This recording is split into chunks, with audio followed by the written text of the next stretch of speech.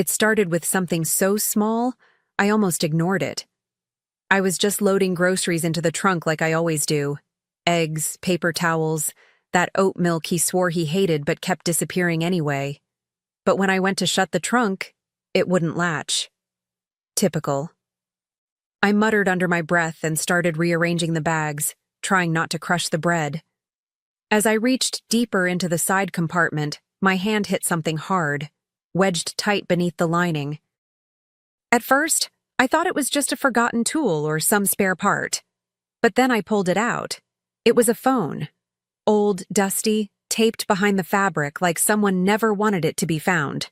My heart started pounding, the way it does when your instincts scream before your mind can catch up. It wasn't mine, that was for sure. It wasn't even close to anything I'd seen in the house. My hands trembled as I peeled away the tape and held it up, staring at the black screen like it might bite me. Then I did the one thing I shouldn't have. I powered it on. It lit up right away. No password, just a stream of messages, recent ones. I scrolled, hesitant, but something inside me already knew. A contact saved only as a heart emoji. The texts, explicit, relentlessly romantic. And not one of them was from me. My breath caught. My stomach turned. I stood there with half-melted ice cream dripping down my wrist, while my entire marriage cracked open like a dropped glass bowl. I didn't move for a while. I just stood there staring at that little glowing screen like it held a live wire. My ears were ringing, my mind trying to make excuses for him. Maybe it was old, maybe it was some prank, maybe this was all a mistake. But the dates were current, the words were intimate, and the photos? Fresh.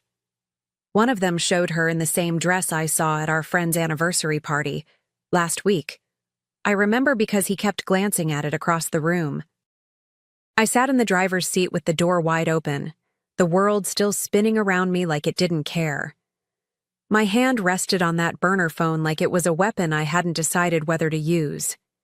Every text was another cut, another slap. He told her he missed her scent. He told her she made him feel alive. He told her things I hadn't heard from him in years. And all I could think was, how long had I been this blind?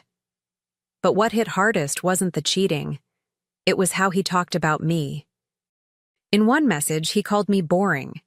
In another, he laughed about how I still made his lunch every morning, thinking we were solid. "She's got no idea," he wrote. Clueless. My throat closed. Not from sadness, but something colder. I didn't cry. I didn't scream. Not then. Because in that moment, a shift happened inside me. And I realized I wouldn't fall apart. I slid the phone back into its hiding spot and shut the trunk with a quiet, deliberate push. It clicked shut this time, perfectly. Funny how something finally fit once everything else fell apart. I drove home in silence, one hand on the wheel, the other brushing over the phantom weight of that phone like it was still in my palm. My mind was racing, but my face stayed calm. I passed neighbors, smiled, even waved. Nobody saw it, how my entire world had just shifted 1 inch to the left. That night, I made dinner like I always did. He asked about my day, and I said, uneventful. I watched him eat the pasta I seasoned with basil from our little garden, the one he barely waters anymore. He talked about some meeting, some deadline, and I nodded. But my mind was elsewhere. Every look, every word, I was analyzing like a stranger at a table with someone she used to know. I studied him like a case file I wasn't ready to close just yet, because something in me had changed, not shattered, sharpened. I didn't want confrontation. I wanted control. I wouldn't scream into the void like some cliché. I'd do what he never thought I could. I'd stay quiet and listen. I'd gather every detail. And when the time was right, he wouldn't even see me coming. The next morning, I waited until he left for work. Same routine, same goodbye kiss I now knew meant nothing. As soon as the door clicked shut, I went straight to the trunk. My fingers moved with certainty this time. I pulled out the phone, opened the messages, and scrolled past what I'd seen. I needed the full picture. I needed to know exactly what he'd done. Because there's something about betrayal. It doesn't just hurt. It makes you crave precision. Message after message, I watched their little world unfold. Weeks, months, conversations that started in the middle of the night. Photos taken from our own bathroom mirror. Voice notes that made my stomach churn. There were hotel confirmations with names I recognized. Places we'd stayed before. Memories now poisoned. It wasn't just sex. It was intimacy. And it wasn't just her. It was him, giving away parts of himself I thought were mine. And in between all the flirtation and plans, there I was, reduced to a joke. "She still thinks we're fine," he'd written. "She has no clue." He described my routines like I was some sitcom punchline. My cooking, my habits, my quiet kindness, all twisted into something pathetic between their giggles. I should have felt broken, but instead, something solidified in me. If he thought I was clueless, then he'd already lost. Because now I wasn't just the wife. I was the storm gathering at the edge of his perfect little world. I didn't rush. I read every message like it was a case file, building a timeline in my mind. Morning texts, lunch break photos, late night calls when I thought he was just watching TV downstairs. The more I saw, the calmer I became, like my heartbreak had frostbitten into something strategic. I screenshotted everything. Every dirty line, every humiliating comment, every booking. I saved them to a hidden folder in the cloud. He could erase his lies later if he wanted, but I already had the truth backed up in full. I never responded. Not yet. I let her think she still had him. I let him think I was still in the dark. The silence became my armor. Every breakfast we shared, every mundane chat about bills or groceries, I played my role. It was surreal, performing in the life he'd already abandoned. But I wasn't about to give him a scene. No, I wanted something better. I wanted control. And silence, I realized, is the most powerful script of all.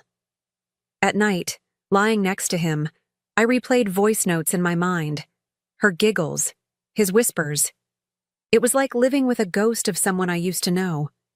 But I didn't flinch. I stared at the ceiling, my body still, and imagined the pieces moving. I wasn't just mourning the marriage. I was preparing the autopsy. And the difference between the two? One cries, the other plans, and I was already planning. There's a moment when grief gives way to clarity. I felt it while washing dishes one evening, his laughter floating in from the living room as if nothing had changed.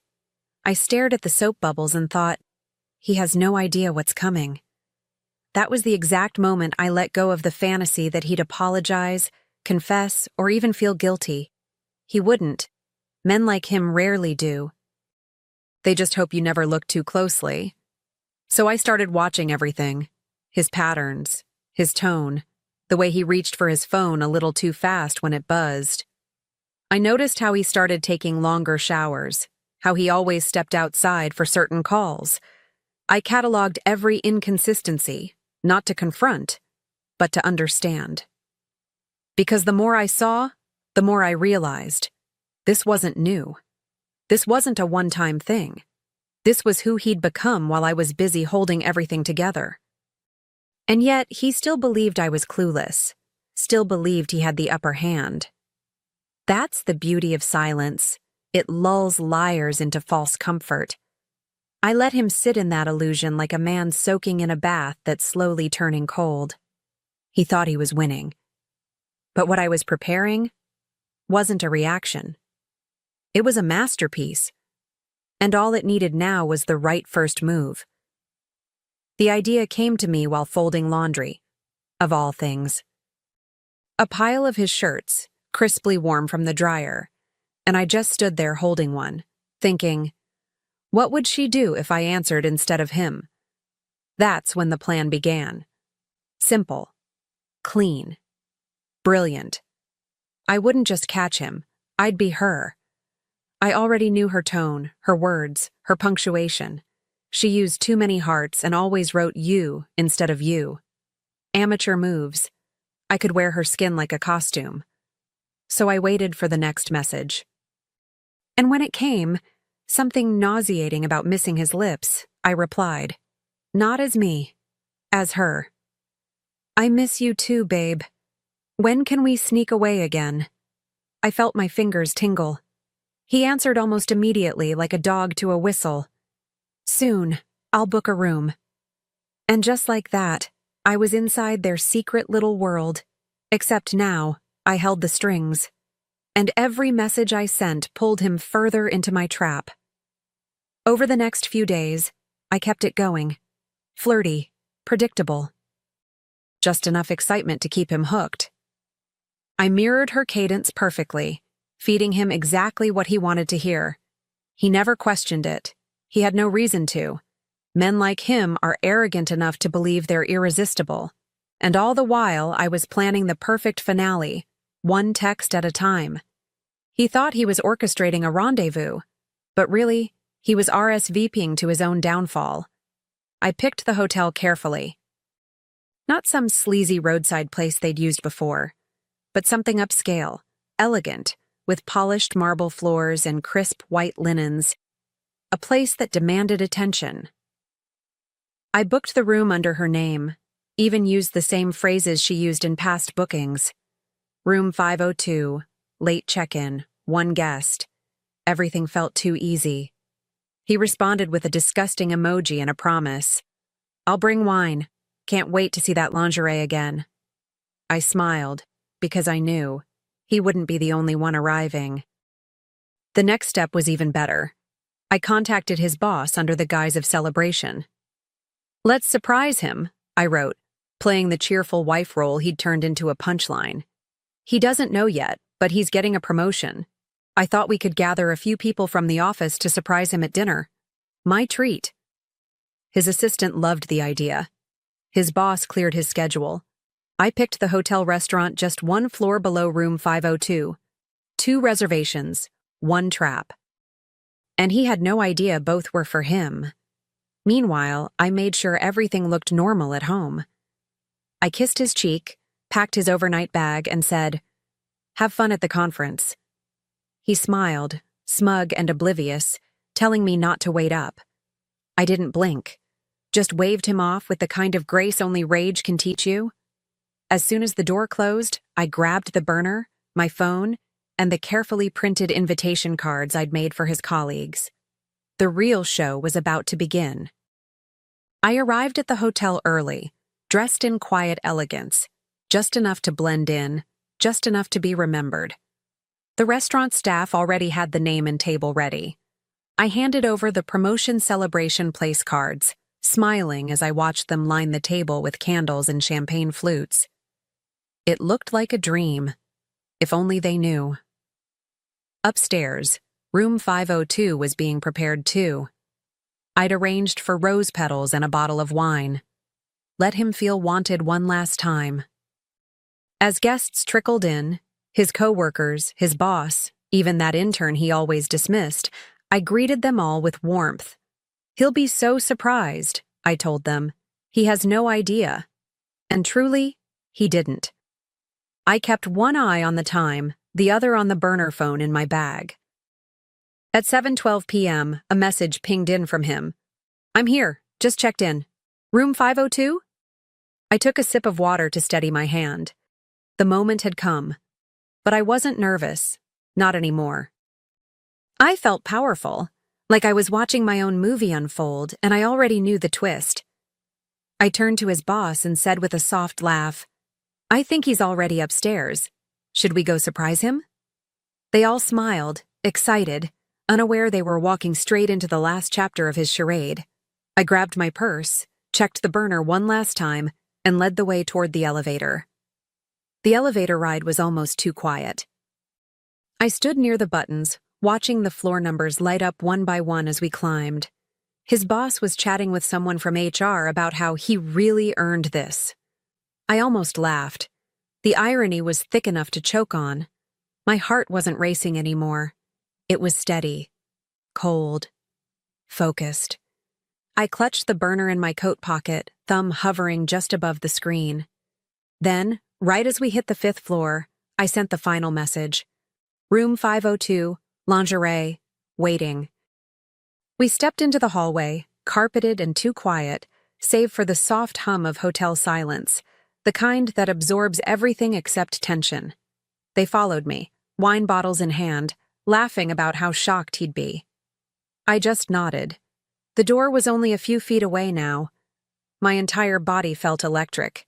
Not from nerves, but from the knowledge that I was about to flip his world inside out. I didn't knock. I just reached out and turned the handle, slowly. The door creaked open like it was in on the secret. And there he was. Shirt halfway unbuttoned. Wine in one hand. The look on his face? Priceless. A strange flicker of confusion, then panic, then the rapid calculation of excuses. But the best part? It wasn't just me standing there. It was everyone. His boss, his co-workers, his entire carefully curated professional image, standing at the threshold of his destruction. And all I did was step aside to let them see. For a moment, no one spoke.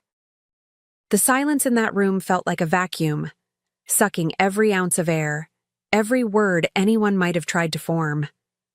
He stammered something, my name maybe, but I didn't flinch. One of his co-workers gasped. Another turned away. His boss took a slow, deliberate step back, like he'd just realized he walked into a crime scene. And in a way he had. Not a murder, but a revelation. The clean-cut man they thought they knew? Exposed, pants and pride at his ankles. He tried to talk. Something about a misunderstanding, a joke, a prank even. But the text on the burner phone still glowing on the bed said otherwise. I didn't need to say a word. I simply walked over, picked up the phone, and scrolled through a few of the more colorful messages, just enough to make jaws clench and eyes widen. Then I placed it gently on the comforter, right next to the bottle of wine he'd so eagerly packed. Let them read for themselves. Let him squirm. And he did. Oh, how he squirmed. Watching his face shift from arrogance to desperation was almost poetic. He begged me, not to forgive, but to leave quietly. We can talk about this, he whispered, as if whispering made it private. But it was too late. He wasn't the only one exposed here. His lies were laid bare under hotel lights. His illusion of control? Gone. And the best part was, I hadn't raised my voice once. One by one, they started to leave. No one wanted to be part of the wreckage. His boss didn't say a word, just gave him a long, disappointed stare before walking out without touching the wine he brought. The intern looked horrified, like she'd just walked into a nightmare she wasn't old enough to understand. And me? I stood there calm, watching it all unfold like a guest at a gallery opening. Every lie he ever told now framed for display. Every mask he wore, melting right off. He tried to follow me out. Of course he did. But I turned around, just once, and gave him the final gift he didn't know he deserved. You said I was clueless, I said quietly. Turns out, I just hadn't checked the trunk yet. And then I smiled. Not out of bitterness, but relief. Because I wasn't angry anymore. I was finished.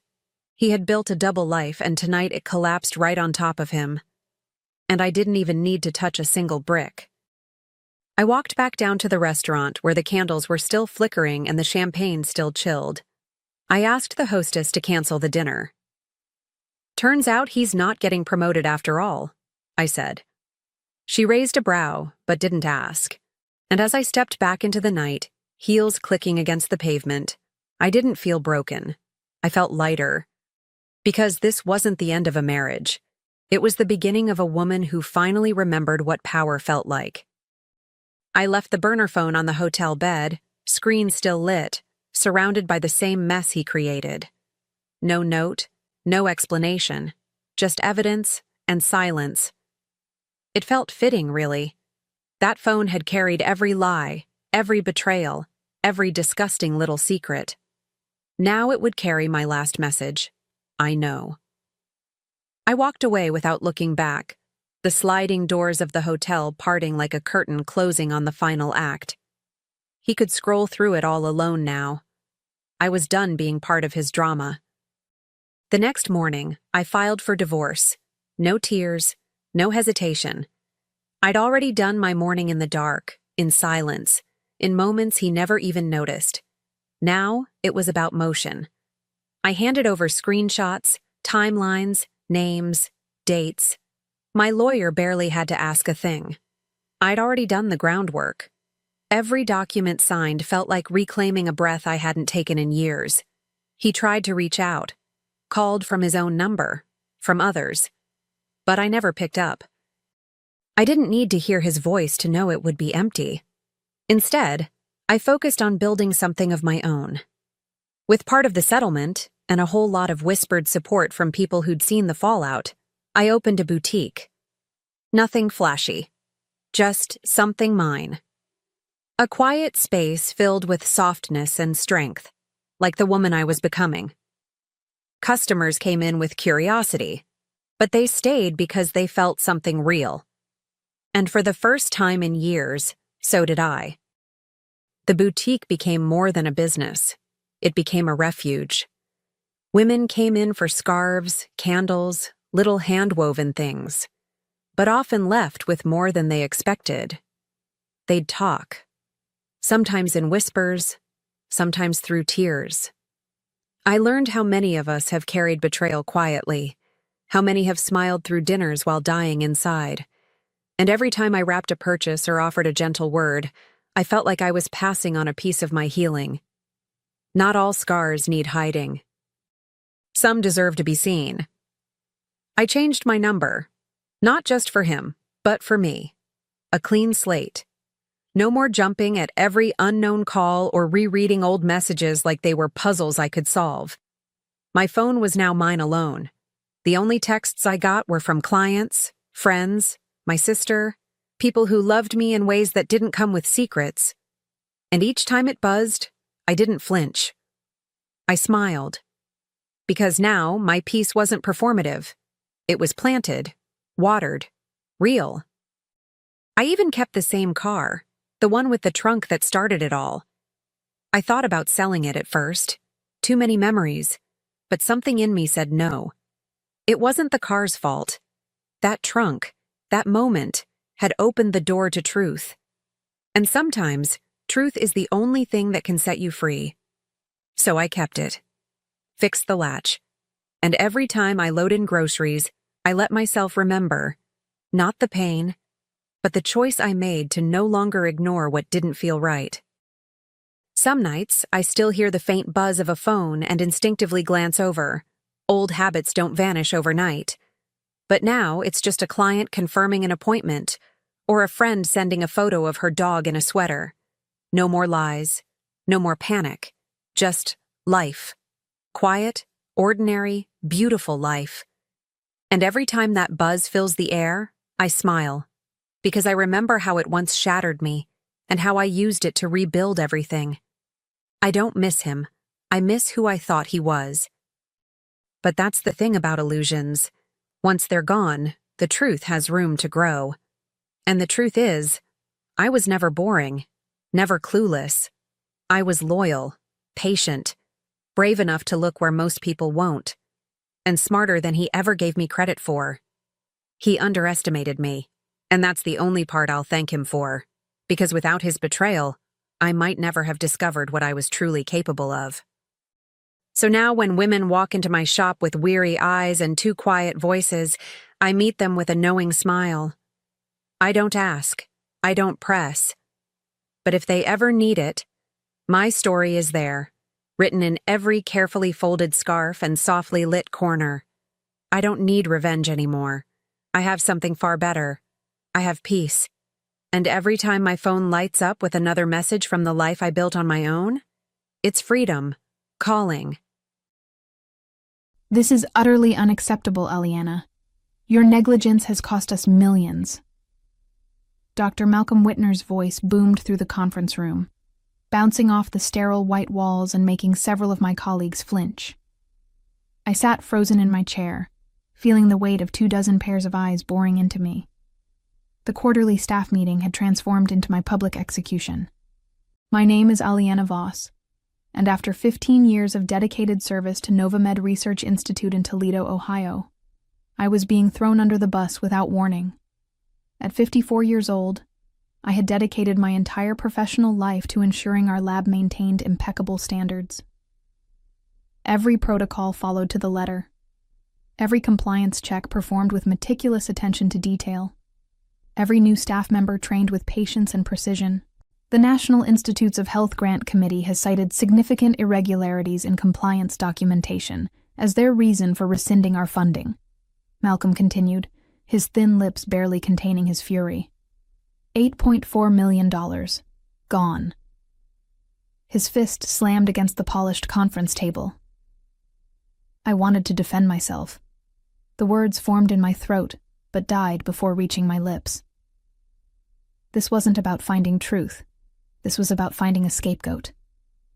The warning signs had been building since Meditech Solutions acquired our lab 6 months ago. Suddenly, quantity trumped quality. Deadlines became more important than data integrity.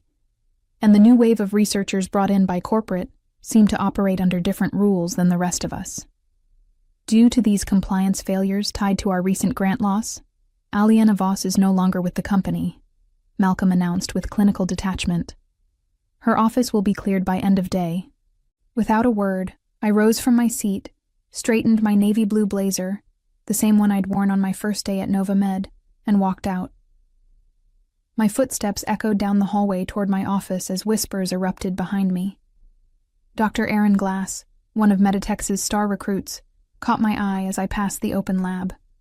She quickly looked away, her face flushing slightly.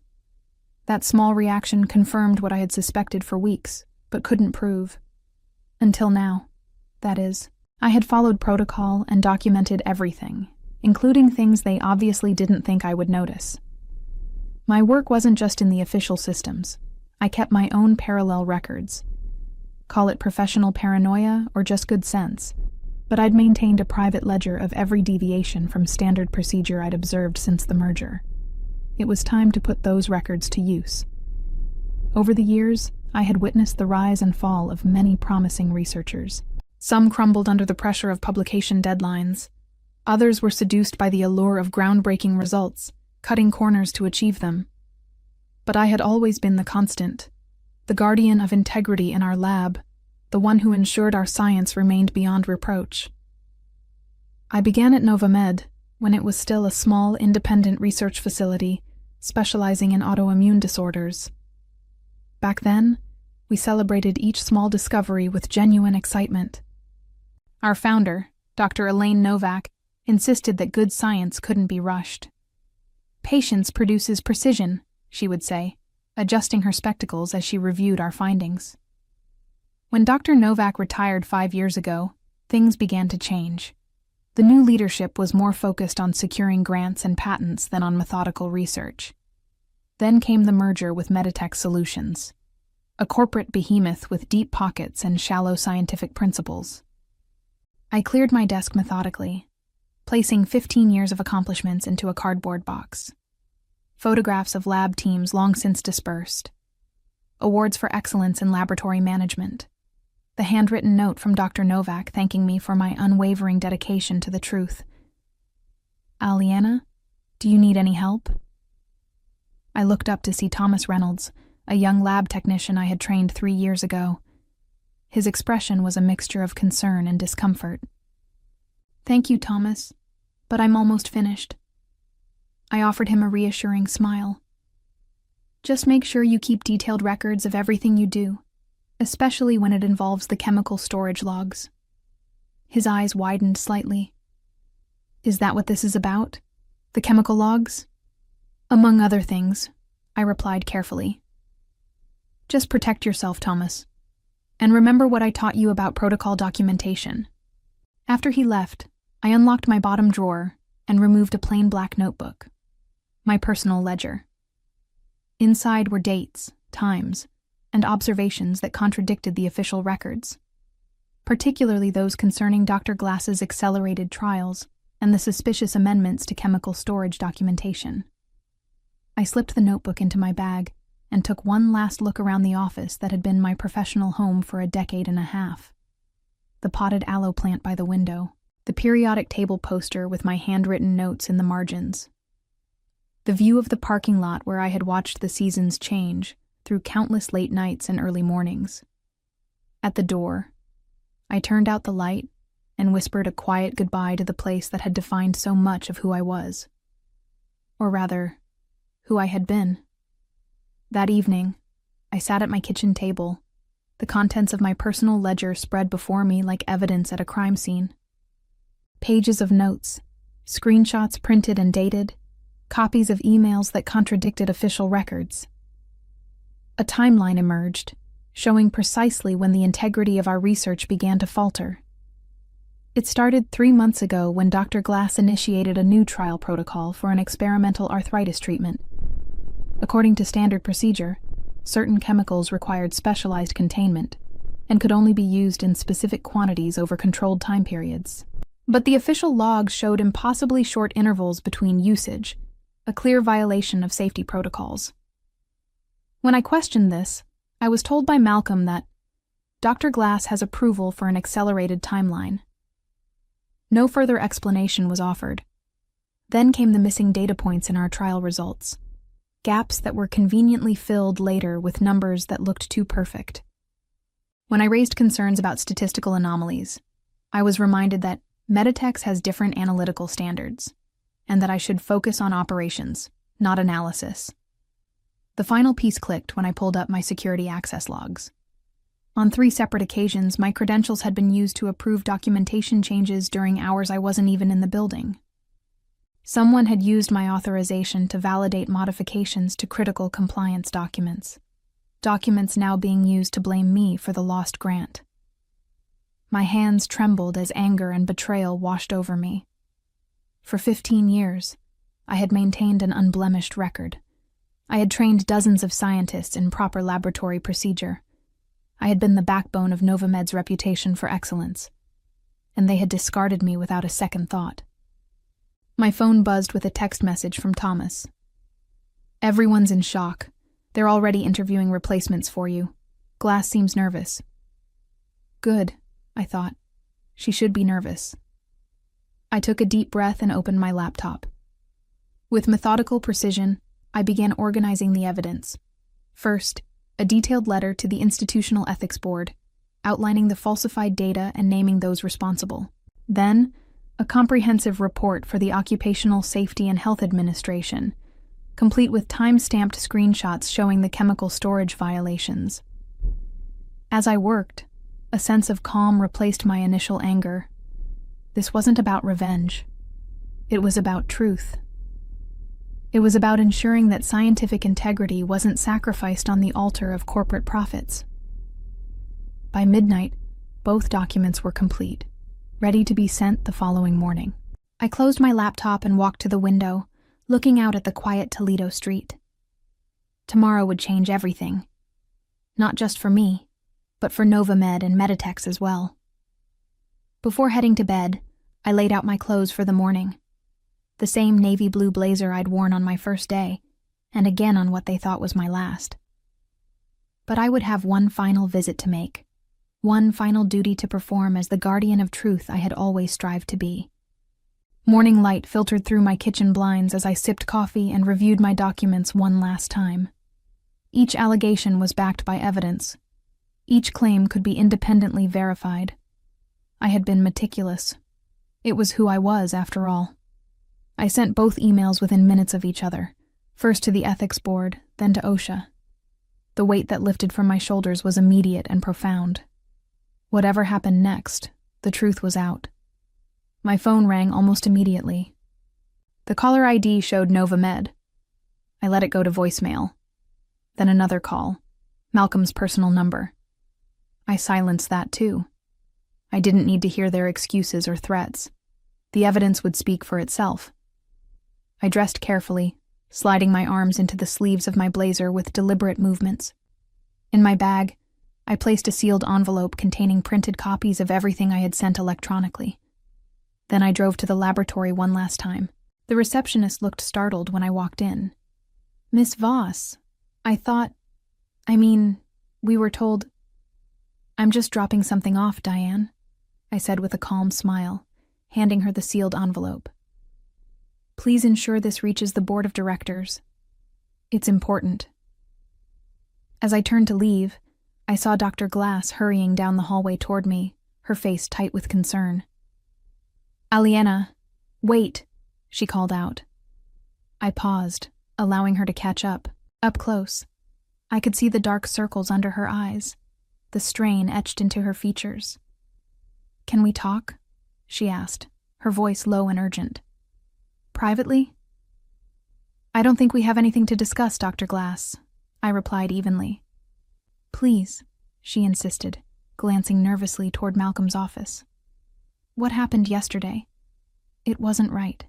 I tried to speak up, but you chose to remain silent," I finished for her.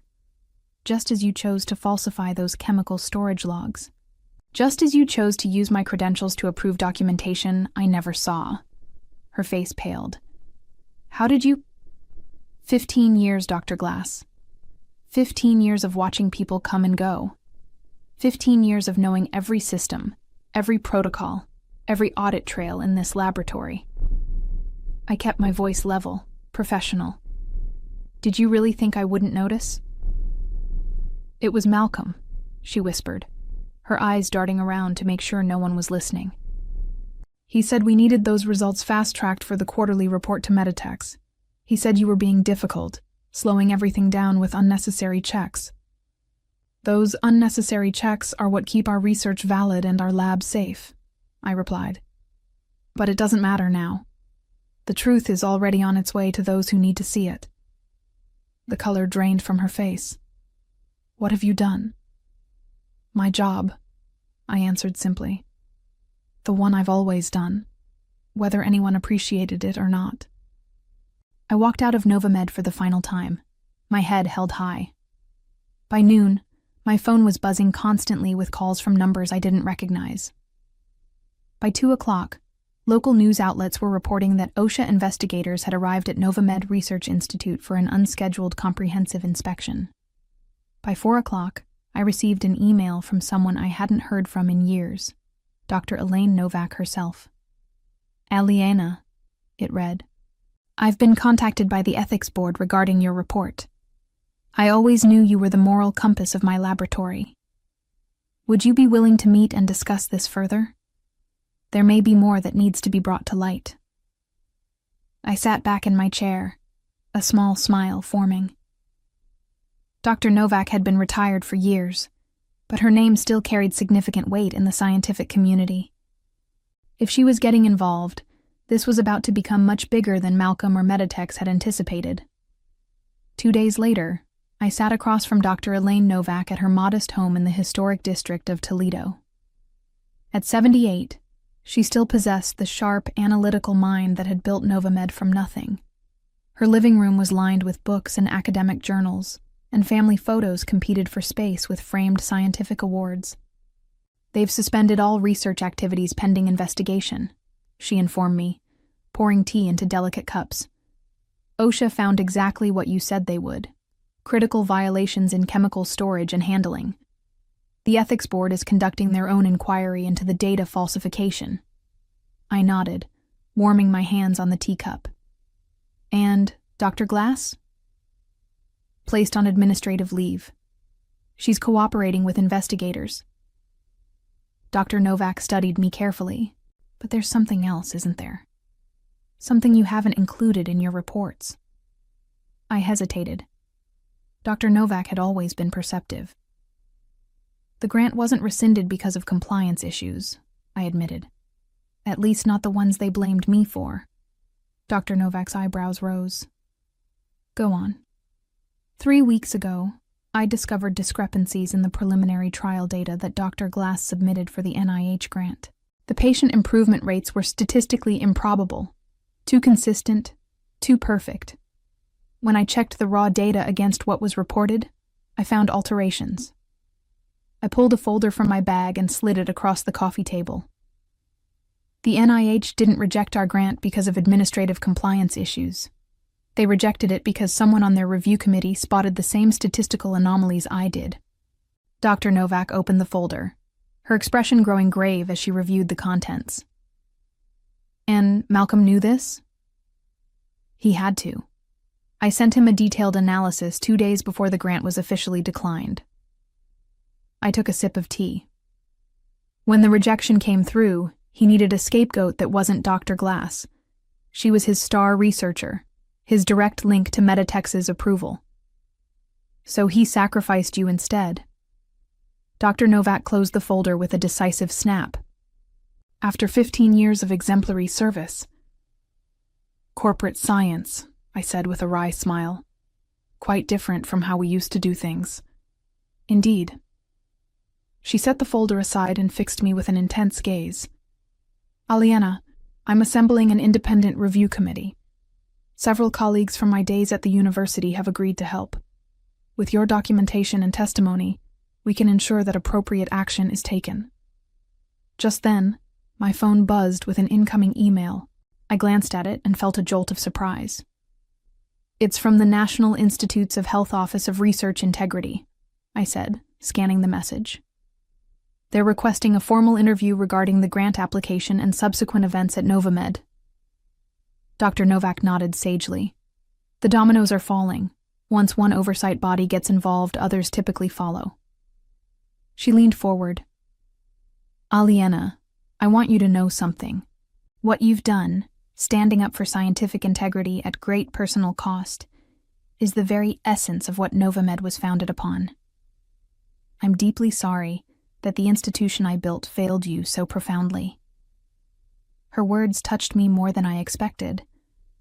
For the first time since this ordeal began, I felt tears threatening. Thank you, I managed, composing myself. That means a great deal. Coming from you. As I drove home from Dr. Novak's house, my phone rang again. This time it was a number I didn't recognize. I answered cautiously. Miss Voss, this is William Harrington from the University of Michigan Medical Research Division. Dr. Novak suggested I call you. We're looking for someone with your expertise to oversee laboratory compliance and ethics training for our staff. Would you be interested in discussing the position? A sense of vindication washed over me. This wasn't just about exposing wrongdoing. It was about finding my place in the scientific community again. Somewhere my values would be respected. The University of Michigan interview went remarkably well. As I discussed my experience and philosophy regarding laboratory ethics, I could see the respect in the committee members' eyes. They weren't looking at me as a whistleblower or a troublemaker. They saw a professional with unwavering standards and the courage to uphold them. Your recommendation from Dr. Novak carries significant weight, said Dr. Harrington as he walked me out. But your handling of the Novamed situation demonstrates exactly the kind of ethical leadership we need. I left with a formal job offer, Director of Research Integrity and Compliance Training. The position would allow me to develop protocols and train researchers across multiple departments, ensuring that scientific ethics remained paramount throughout the university's research programs. Meanwhile, the situation at Novamed continued to unravel. Local news outlets reported that OSHA had issued citations for 27 violations, including several classified as serious. The resulting fines exceeded $300,000, but the damage to Novamed's reputation was far more costly. Dr. Glass had apparently broken under questioning, admitting to falsifying data at Malcolm's direction. She provided investigators with emails and recorded conversations that corroborated my evidence and extended the trail of deception further up the corporate ladder to Meditech's executives. 1 week after my visit to Dr. Novak, I received a call from an unexpected source, the board chairman of Novamed. Miss Voss, this is Harold Winthrop. came the grave voice. "I wonder if you might be willing to meet with the board. We're conducting an internal investigation parallel to the regulatory inquiries, and your insights would be invaluable." My first instinct was to refuse. They had allowed me to be publicly humiliated and dismissed without due process. But then I considered Dr. Novak's ongoing efforts to salvage the research institution she had built. "I'll meet with you," I agreed, but only with my legal representative present. 2 days later, I sat in the boardroom where, just weeks earlier, I had been publicly dismissed. Now, the power dynamic was entirely different. The board members looked tired and worried. Malcolm's chair was conspicuously empty. "Where is Dr. Whitner?" I asked as the meeting began. Harold Winthrop cleared his throat. "Dr. Whitner has been terminated effective immediately. We've also severed several key relationships with Meditech Solutions and are in the process of restructuring our leadership." I nodded, maintaining a neutral expression despite the satisfaction I felt. "Miss Voss," Winthrop continued, "we owe you a profound apology. The events that led to your dismissal were not only unjust, but potentially criminal. The board has authorized me to offer you full reinstatement with a substantial compensation package for damages to your reputation and career." My attorney and I exchanged glances. We had anticipated this. "I appreciate the offer," I said carefully, "but I've accepted a position elsewhere. However, I would be willing to consult during your transition period to help restore proper protocols and procedures." The relief on their faces was palpable. They needed someone who understood the systems, someone who could help rebuild the laboratory's shattered credibility. We negotiated terms that included a public apology and retraction of all allegations against me. As we left the meeting, my attorney smiled. "That went even better than expected." "They're desperate," I replied. "The NIH has suspended all their current grants pending review. Without proper certification and compliance, they'll lose everything." That evening, I received a text message from Tomas. "They announced everything at an all-staff meeting today. Malcolm's gone, Glass is gone, and they said you were right all along. Several people applauded. Wish you could have seen it." I smiled at the message, but didn't reply immediately. Instead, I opened my laptop and began drafting a comprehensive transition plan for Novamed, my final contribution to the laboratory I had served faithfully for 15 years. Sometimes, I reflected, the most powerful form of redemption isn't about getting even. It's about helping rebuild what was broken, but on better foundations. The congressional hearing wasn't something I had anticipated when I first sent those emails to the ethics board and OSHA. Yet here I was, 6 months later, seated before the House Committee on Science, Space, and Technology, preparing to testify about research integrity in privately funded laboratories. Malcolm and 3 Meditech's executives sat at a separate table, their faces grim. They had already faced federal charges for fraud relating to grant applications. Now they faced public scrutiny for the culture of deception they had fostered. "Miss Voss," began Congresswoman Diaz, leading the questioning, "could you describe the events that led to your identification of these compliance violations?" For the next hour, I detailed everything. The pressure to produce results after the Meditech's acquisition, the systematic dismantling of safety protocols, the falsification of data, and the attempt to use me as a scapegoat when the deception was discovered. "And in your professional opinion," asked another committee member, "how prevalent are these practices in the industry?" "More common than we'd like to admit," I answered honestly. The pressure to secure funding and produce marketable results can override scientific integrity. That's why we need stronger whistleblower protections and more rigorous oversight. My testimony was broadcast on national news. Clips of my calm, detailed explanations contrasted sharply with Malcolm's defensive responses and the Meditech's executives' evasions. Public opinion quickly solidified in favor of increased regulation for private research facilities. When I stepped down from the witness stand, Dr. Novak was waiting. She squeezed my hand and whispered, "You've done more than expose one lab's wrongdoing. You've sparked a national conversation about scientific ethics." As we exited the hearing room, Reporters clamored for comments. I noticed Malcolm watching me from across the hallway, his expression a mixture of anger and defeat. Our eyes met briefly before he turned away. He had lost everything: his reputation, his career, and soon, his freedom. I had gained something far more valuable: vindication. 1 year after my dismissal from Novamed, I stood at a podium in the University of Michigan's largest lecture hall, addressing a packed audience of students, faculty, and visiting researchers. The topic of my presentation: ethical guardianship, maintaining integrity in scientific research. The pressures you will face in your careers are real, I told them. Funding constraints, publication demands, corporate interests.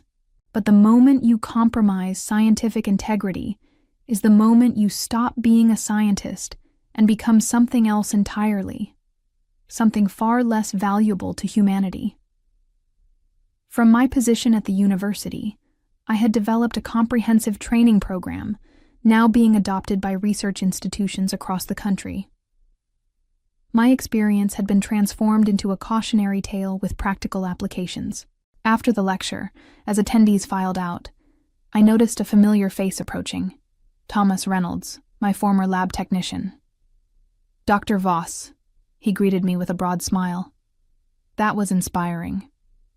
"It's just Professor now," I corrected him gently.